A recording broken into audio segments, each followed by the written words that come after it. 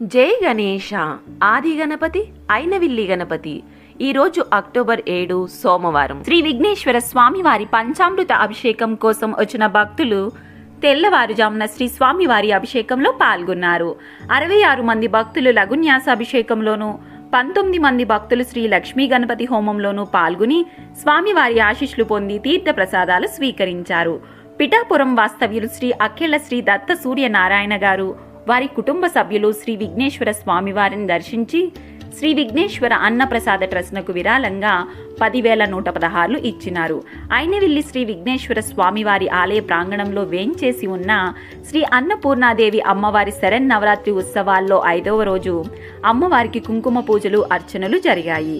ఈ రోజు 2,180 మంది భక్తులు అన్నప్రసాదం స్వీకరించి 87,654 రూపాయలు విరాళంగా సమర్పించినారు. ఈ రోజు మొత్తం ఆదాయం 2,00,000